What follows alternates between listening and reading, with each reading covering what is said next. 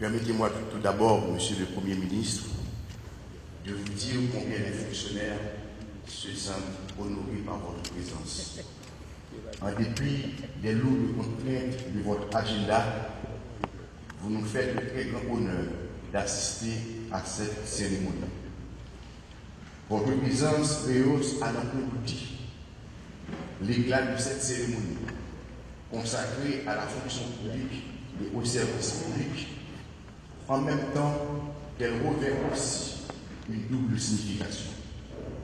Elle confirme la place essentielle que vous accordez à l'administration publique au sein de l'État et illustre l'attention constante que vous portez à son bon fonctionnement.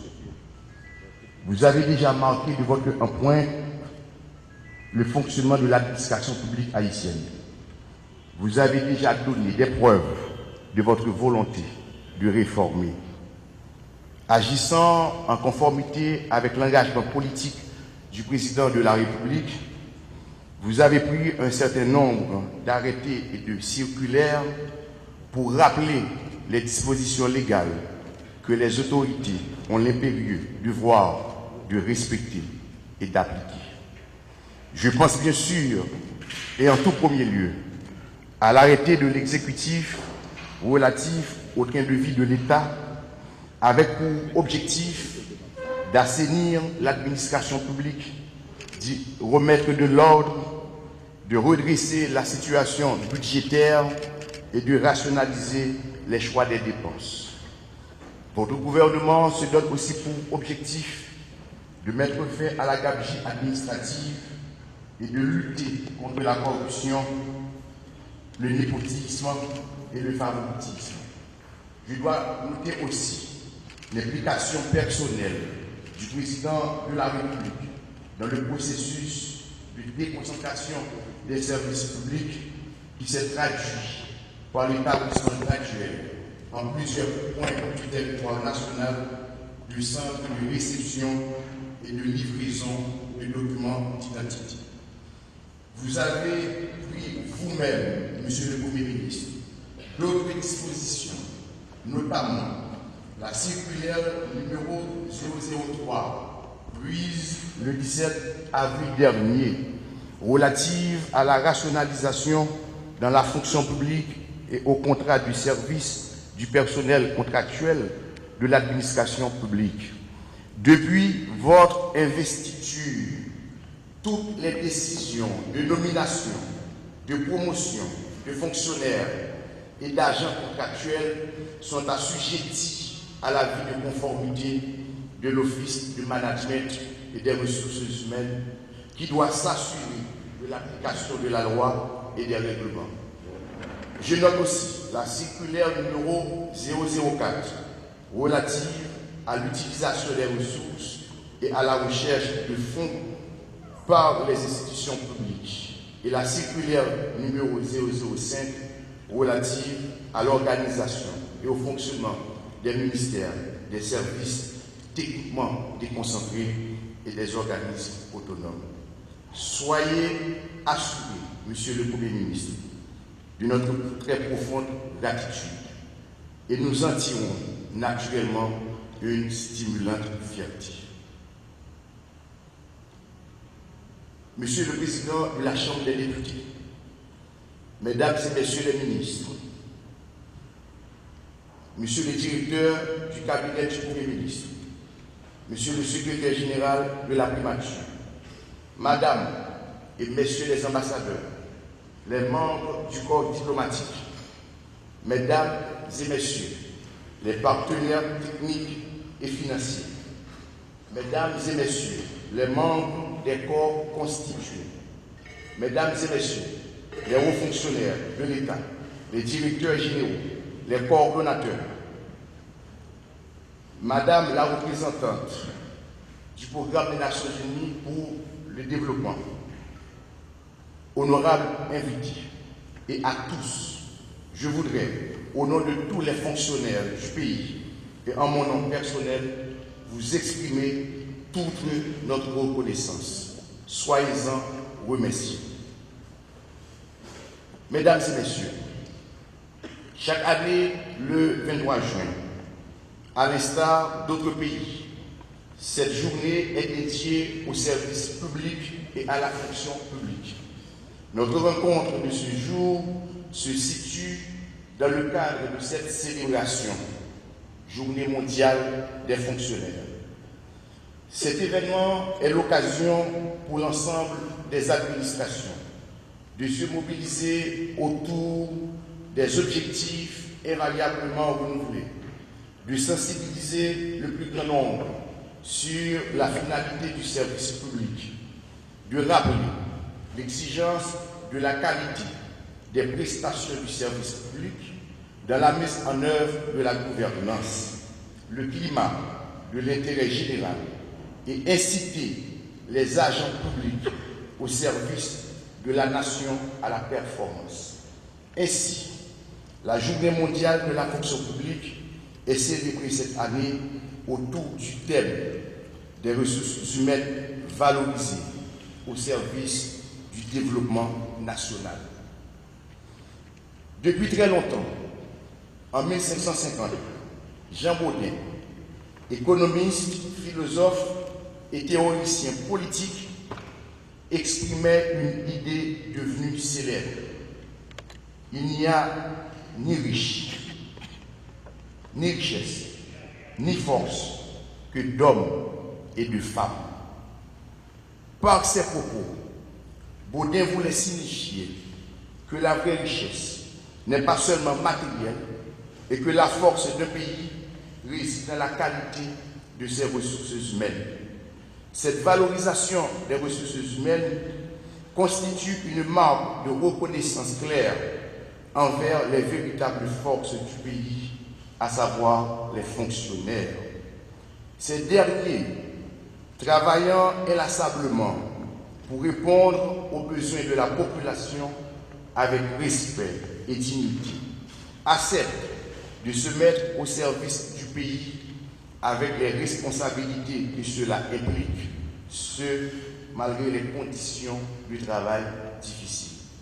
Oui, il existe dans notre service public des agents vertueux et responsables, profondément animés du désir de servir l'État et du sens de l'intérêt général. Certains d'entre eux sont à l'honneur aujourd'hui. Mesdames et messieurs, au moment où nous célébrons la Journée mondiale des fonctionnaires, il nous faut également prêter une écoute toute particulière aux attentes récurrentes exprimées par nos concitoyens qui ne cessent de nous interpeller sur la nécessaire réforme administrative. Que nous demandent-ils sans cesse? Ils se plaignent, en effet, de la mauvaise qualité de l'accueil, de la complexité des procédures, de la lenteur dans le traitement des dossiers et encore de la qualité du service jugée peu satisfaisante, des difficultés d'accès à l'information, des agissements contraires à l'éthique professionnelle et à la déontologie qui s'expriment par la corruption. Les usagers souhaitent que se développe une offre de services publics de qualité. Chers invités, l'administration publique est au service du public. Dans une démocratie, le citoyen est la raison d'être de l'administration publique. Le président de la République, chef de l'État, son Excellence, M. Jovenel Moïse, veut que le pays soit émergent à l'horizon 2030 et conformément aux prévisions du plan stratégique de développement d'Haïti, PSDH. D'où la nécessité de construire une administration publique d'excellence. La réforme de l'administration publique est la clé du développement. Et comme l'a dit le Premier ministre, son Excellence Dr Jacques Lafontaine, c'est le pilier fondamental d'un État moderne et performant. la fonction publique est la colonne vertébrale de la machine gouvernementale. C'est elle qui doit faire marcher tout le pays. Monsieur le Premier ministre, en application des instructions du chef de l'État, avec votre ferme soutien et sous votre autorité et leadership, je compte engager mon action dans le sens d'une véritable réforme. La modernisation de l'administration publique nécessite plusieurs mesures qui touchent au fonctionnement du service public, notamment la rationalisation des ressources humaines et la qualité des services offerts, la revalorisation de la rémunération, la lutte contre la corruption, la mise en place d'une plateforme électronique, la dématérialisation des procédures avec l'introduction des technologies de l'information et de la communication, pour que l'État puisse efficacement accomplir ses missions régaliennes.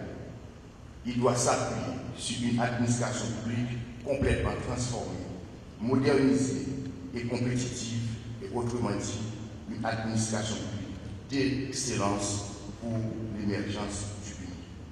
Le président de la République, dans son adresse à la nation, lors de son investiture, a déclaré que les règles de la bonne gouvernance seront strictement respectées et a ajouté: sans une administration publique forte, il n'y a pas de développement.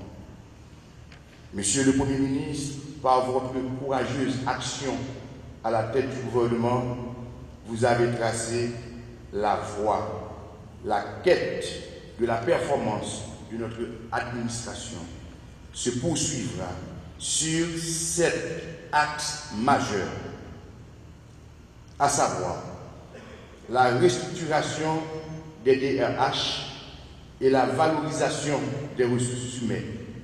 Il s'agira d'offrir aux cadres et aux agents publics les conditions qui leur permettront de se sentir respectés et motivés dans un environnement professionnel. La mise en place d'un système interministériel de gestion des ressources humaines, SIGRH, qui permettra de suivre la carrière des agents publics de la nomination à la cessation du service. La réforme de l'administration publique à travers son rajeunissement, en la dotant de nouvelles énergies. Vous venez de m'autoriser à lancer un concours de recrutement de 50 jeunes en vue de leur intégration dans l'administration publique. Et vous m'aviez dit aussi que désormais, tous les recrutements dans la fonction publique se font par voie de concours. Et en même temps, nous sommes en train de travailler sur la mise en place d'un programme de départ à la retraite de façon progressive et encadrée.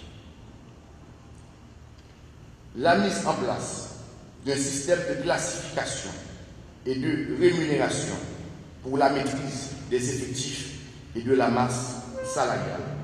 La finalisation des cadres organiques des ministères jugés trop obsolètes et dépassés et la mise en place des structures standards.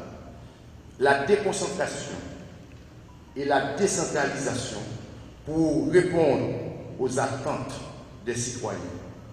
Ils veulent plus de proximité, du service public plus proche et le lancement prochain d'une réflexion pour la réalisation rationnelle d'un inventaire du patrimoine de l'État.